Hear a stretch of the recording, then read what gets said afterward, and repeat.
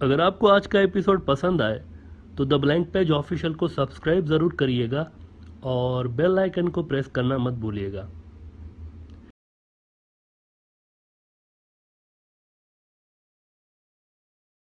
Nadreen, हर मुल्क की, हर कौम की तारीख़ में, उनकी हिस्ट्री में कुछ ऐसे लोग आते हैं, ऐसी आइडियोलॉजीज़ आती हैं जिनका उस कौम या उन लोगों के जहन पर, उनके माइंड पर असर होता है। उस कौम की जो पॉलिसीज़ होती हैं, उस मुल्कों की जो पॉलिसीज़ होती हैं, उनके अंदर आपको इन बड़े लोगों की सोच या इनकी आइडियोलॉजीज़ का असर मिलता है। और ऐसे लोग असल में बहुत ही कम पैदा होते हैं, लेकिन तारीख़ में अपना नाम छोड़ जाते हैं। पाकिस्तान का कैपिटल सिटी इस्लामाबाद दुनिया के चंद खूबसूरत तरीन शहरों में से एक माना जाता है। घने जंगलों और ग्रीन माउंटेन्स के बीच बसे हुए इस शहर से 25 किलोमीटर दूर एक शहर हुआ करता था किसी ज़माने में। आज से हज़ारों साल पहले इस्लामाबाद से 25 किलोमीटर दूर एक शहर हुआ करता था जिसे तखासिला कहा करते थे। तखासिला ये उसका नाम था। इसका मतलब है कटे हुए पत्थरों का शहर। तखासिला का मतलब ये है। ये शहर किसी दौर में एक बहुत बड़ा शहर हुआ करता था और दुनिया भर में मशहूर था। इसकी ख़ास बात ये भी थी कि ये सेंट्रल एशिया को, ये जो आज के जो सेंट्रल एशिया के मुल्क आप देख रहे हैं, इसको इंडिया से जोड़ने वाला जो रोड था ना, वो इस शहर के पास से गुजरता था। यूँ समझें कि ये सेंट्रल एशिया और इंडिया जो है आज का, जो उस वक्त इंडिया का इलाका था, जाहिर सी बात है कई मुल्कों में बटा हुआ था, लेकिन एक खिता तो था, उसको कलेक्टिवली हिंद कहा करते थे। उसके संगम पर यह शहर मौजूद था और वो रोड यहाँ से गुजरती थी जो इन सारे इलाकों को आपस में जोड़ती थी।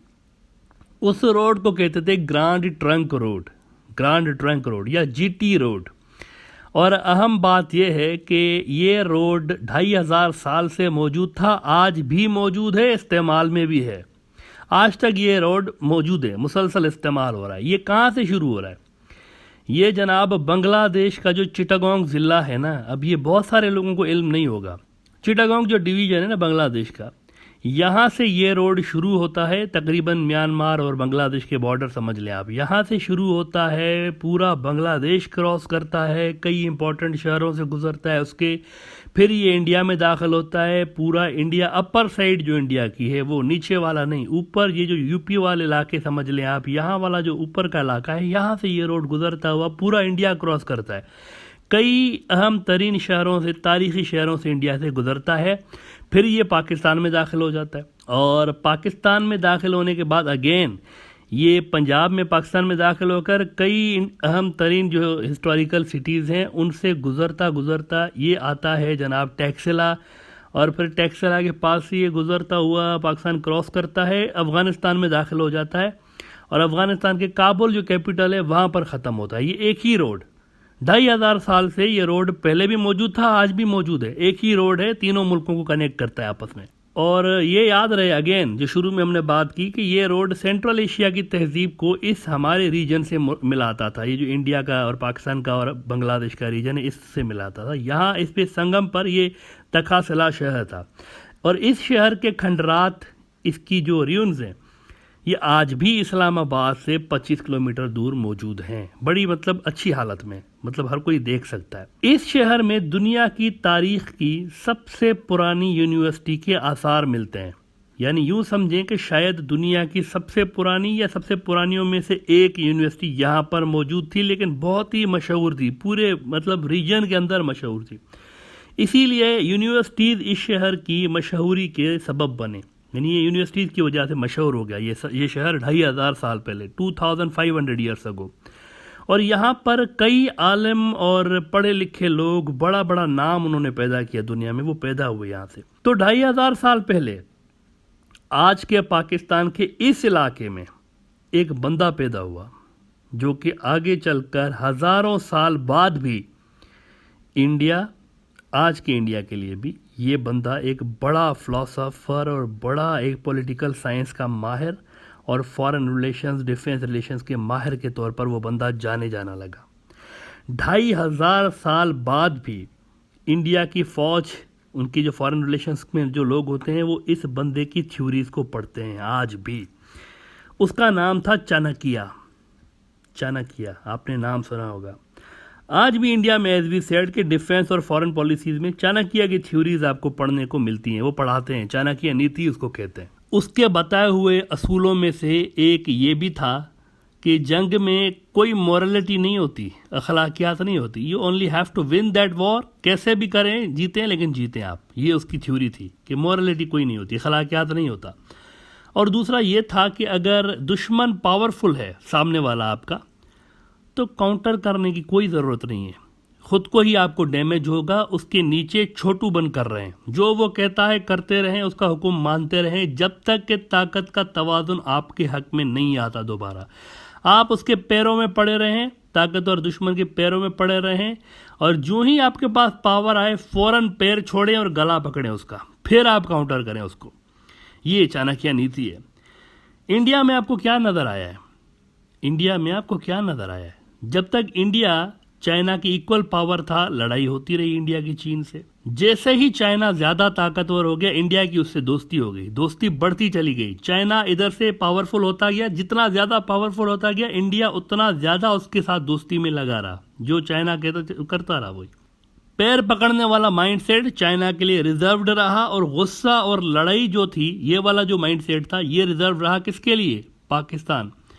अपने जितनी या इंडिया के नज़दीक अपने से कमतर दर्जे की फोर्स के लिए गुस्सा, गला पकड़ने वाला जो माइंडसेट है वो, और ताकतवर के लिए पैर पकड़ने वाला माइंडसेट। और एज वी सेड के वही जो ताकतवर दुश्मन है, माजी में उससे जंगें तब होती रही हैं जब वो इक्वल पावर था उससे, या वो इंडिया समझता था कि हमसे कमतर फोर्स है, तो जंग भी हुई है उस वक्त। और दूसरी तरफ आप देखें कि उधर जो बिल्कुल कमज़ोर थे, सिक्कम टाइप, उनका तो वजूद ही ख़त्म हो गया, ख़त्म। सिक्कम टाइप जो उनके हरीफ थे, ख़त्म। ताकतवर के सामने यस्सर लगा रहा गुज़िश्ता कई डेकेड से। तो यही एग्जैक्टली वही नीति है जो 2500 साल पहले चाणक्य ने मुतारिफ कराई थी कि जब दुश्मन आपके बराबर हो, आपसे कमतर हो, लड़ो उसको, जितना ज़्यादा कमज़ोर हो और छोटा दुश्मन हो ना, उसको उतना ज़्यादा रोब उसके ऊपर तारी करो, और अगर आपसे ज़्यादा पावरफुल है तो झुक जाओ। अब कोई आर्ग्यू कर सकता है कि भाई ये तो हर कोई करता है, ताकतवर के सामने तो सभी ऐसा करते हैं, बच बचा के चलते हैं। तो नहीं, हर जगह ऐसा नहीं होता। देखिए, अफ़गानिस्तान के अंदर सोवियत यूनियन से लड़ते रहे मुजाहिदीन, कमज़ोर से मुजाहिदीन थे बज़ाहिर, मतलब उनके पास कोई बड़ी फोर्स नहीं थी, लेकिन लड़ते रहे और जीते भी। फिर अमेरिका से दूसरा ग्रुप आया जिन्हें आप अफ़गान तालिबान कहते हैं, जो कि मुजाहिदीन से अलग था पहले वालों से, लेकिन ये भी एक ग्रुप लड़ता रहा, और जीते कौन? यही कमज़ोर लोग। इन्होंने सरेंडर नहीं किया, क्योंकि वहाँ चाणक्य की मेंटालिटी नहीं थी, मॉरलिटी की थ्योरी थी वहाँ पर कि दुश्मन ताकतवर हो या कमज़ोर हो, इट डजेंट मैटर, अगर आपका पॉइंट ऑफ व्यू हक पे है तो लड़ें और take calculated risk for the truth. इस्लामी थ्योरी है ये। पाकिस्तान को देखें, जहाँ चाणक्य पैदा हुआ एक्चुअली पाकिस्तान के अंदर, टैक्सिला में। ज़्यादा दूर नहीं जाएं आप, पाकिस्तान को ये देखें। अफ़गानिस्तान में जब आज से 10 साल पहले तकरीबन भरपूर पिटाई शुरू हुई अमेरिका की, और कई दर्जन अमेरिकी हर हफ्ते धपड़धूस होने लगे, तो सीधा सीधा अमेरिका ने हमला कर दिया पाकिस्तान के ऊपर, सलाला चेक पोस्ट पे। अफगानिस्तान पाकिस्तान बॉर्डर पर कायम सलाला चेक पोस्ट पर डायरेक्ट घुस के अमेरिका ने हमला किया था उस वक्त पाकिस्तान के अंदर, और खूनख्वार जहाज़ों से बमबारी करके कई पाकिस्तानी फौजियों को शहीद करके चले गए थे। इसको आप लिंक करें 2020 वाले इंडिया चाइना क्लैश से। इंडिया से बड़ी फोर्स ऐसे ही अंदर घुस के आई, और 20 से ज़्यादा इंडियन फौजी चाइनीज़ मार के चले जाते हैं। Now look at the response style. India में अगेन आपको चाणक्य नीति नज़र आती है। यहाँ भी बांग्लादेश के बॉर्डर से कोई बेगुनाह कमज़ोर दूर से भी गुजरता है तो दूर से बीएसएफ उसको गोली मार देती है। क्यों? They think Bangladesh is a weaker force, इसीलिए वहाँ भरपूर ताकत का इस्तेमाल आपको नज़र आता है। चीन की जानिब से 20 फौजी मारने के बावजूद भी आपको कुछ वहाँ पर होता हुआ नज़र नहीं आता, कोई रिस्पॉन्स नज़र नहीं आता। क्यों? क्योंकि वही चाणक्य नीति, प्रोग्रामिंग जो दिमाग में हुई है ना, वो इस तरह की हुई है। वही जो इस एपिसोड के शुरू में हमने बात की कि कुछ आइडियोलॉजीज, कुछ लोग ऐसे होते हैं जो कि कौम की साइकोलॉजी को, उसकी नफ्सियात को शेप अप करते हैं। चाणक्य नीति, दुश्मन अगर ताकतवर हो और आपके साथ वो लड़े तो कड़वे घूंट भरते रहो, डोंट रेस्पॉन्ड, आपको लॉस होगा। आज भी आपको वही नीति मिलती है जो कि चाणक्य 2500 साल पहले देकर गया था। पाकिस्तान के साथ यही सेम वाकया हुआ। उनके पड़ोसी अफगानिस्तान में मौजूद सुपर पावर अमेरिका, पाकिस्तान से कहीं गुना बड़ी फोर्स, उन्होंने पाकिस्तान के फौजियों को शहीद करके वो चले गए। लेकिन वहां पे क्या मिलती है नीति आपको, वहां पर क्या आपको स्ट्रेटेजी नजर आती है? They responded, Pakistanis responded with full force. उन्होंने अमेरिका और नेटो की फोर्सेस की सप्लाई बंद कर दी कि 6 महीने तक उन्होंने बंद की, और मैसेज दे दिया साफ साफ कि यू आर मोर पावरफुल, लेकिन हम हक पर हैं, आपने हमारे फौजी बेगुनाह मारे हैं, इसीलिए अगर आप लड़ना चाहते हैं तो आए लड़ें।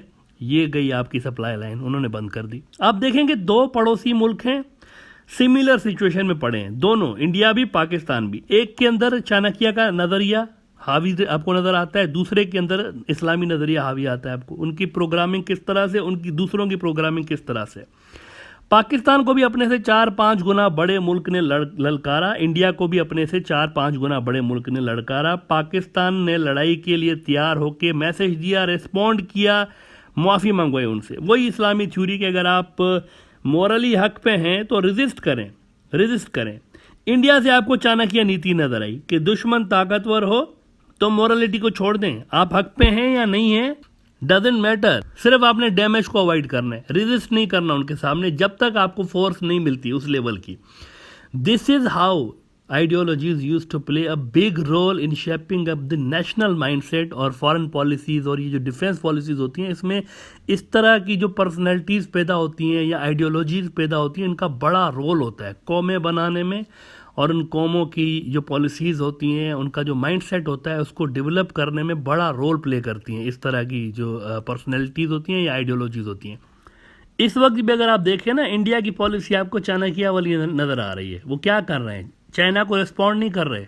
चाइना अरुणाचल के अंदर घुस रहा है, चाइना लद्दाख के अंदर घुस रहा है, चाइना इंडिया के फौजियों को मार चुका है, 20 फौजियों को। इंडिया रेस्पॉन्ड नहीं कर रहा। इंडिया क्या कर रहा है, ताकत अक्यूमुलेट कर रहा है, अभी रेस्पॉन्ड नहीं कर रहा। इंडिया हथियार लेने में लगा हुआ है, रूस से लेंगे, अमेरिका नहीं दे रहा, रूस से लेंगे, हथियार बनाएंगे, अपनी कैपेबिलिटीज बनाएंगे, फिर रेस्पॉन्ड करेंगे। वही चाणक्य वाली कि जब दुश्मन पावरफुल हो उस वक्त मत रेस्पॉन्ड करें, आप उसको तब रेस्पॉन्ड करें जब आपके पास पावर होती है, तब आप इसको रेस्पॉन्ड करें। तो दिस इज़ वेरी इंटरेस्टिंग एक चीज़ है जो कि हमने कहा आज आपके साथ शेयर करते हैं कि किस तरह इंडिया की पॉलिसीज़ बन रही हैं कि 2500 साल बाद भी चाणक्य का असर उसमें नज़र आ रहा है।